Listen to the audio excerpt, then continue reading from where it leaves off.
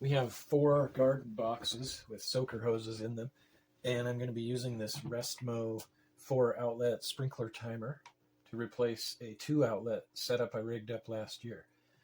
And here's what I like about this one so far. It has a 1-year warranty, and that's going to get me through the summer to make sure it works the way I'm expecting it to. The instructions are well laid out sequentially with drawings where needed, like here. So easy to follow the instructions.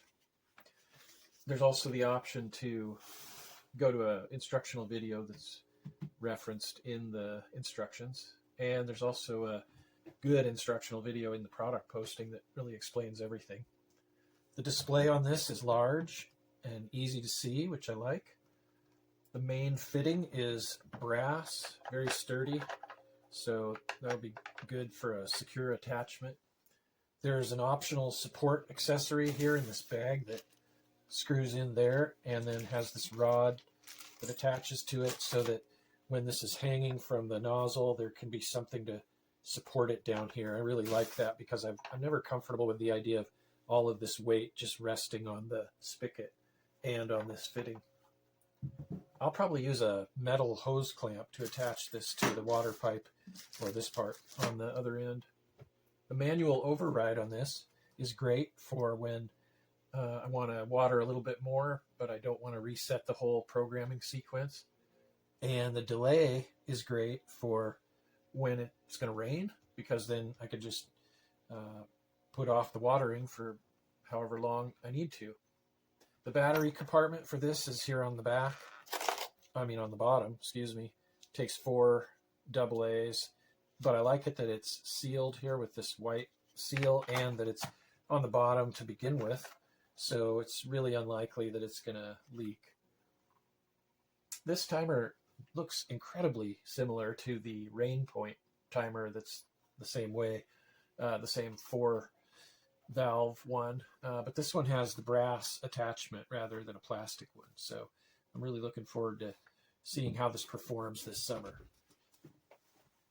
This is the 4-station hose and timer, and this is a big boy. It's pretty heavy, in fact so heavy that it comes with a bracket to mount this end to like a wall at an angle, and then since your hose bib might be at an angle, this connects to your hose bib, and this would sit at an angle to bear the weight of this heavy timer. There are other timers out there I've seen that aren't quite this big that do have 4 hose bibs, so that's another option. To power it up, it says the first time to turn the timer to on, and then when you put the battery pack in, it's going to go through a self-test, so it says to hold the OK button, and I guess the valves go through a self-test, so let's see what that's like. Press OK and hold, put the batteries in, and then release. You can hear the valves clicking. So I guess that's a self-test. The programming is super easy, or maybe it's not the end of the self-test, they're still clicking away.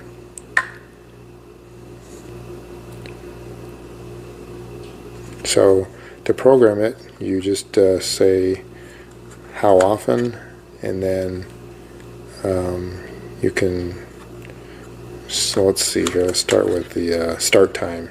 So zone 1 start time, and then you set the start time with the plus minus. In zone 2, do the same thing, you just go through the various zones and then set the start time. Then you'd go how long you want it to be on, and it can be on for 1 hour or 10 minutes or whatever you want, I guess. I'm not sure how long you can have it on for, but you set the hour and minute for each zone again, cycle through the zones. And then how often, you can do it by the hour, or you can do it by the day, and it'll let you have a gap between waterings of up to 7 days. So that's pretty much it for programming. It's one of the easiest timers I've ever programmed. So if you're okay with a weight, this might be a great choice.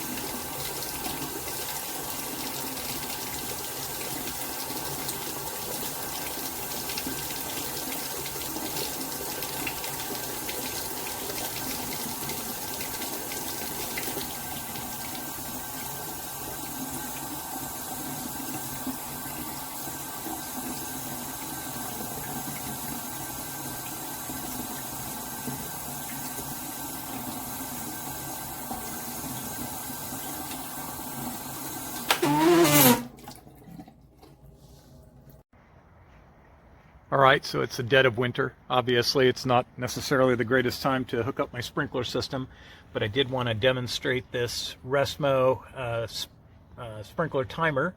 I just have it on auto, and I'm just going to do a manual to show that the water actually just runs through it, and then I'll shut it off as well. Set for 1 minute. Comes on.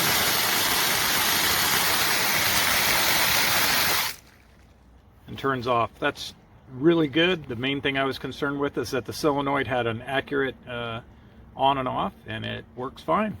Looks like a great product. Super easy to program, by the way, as well.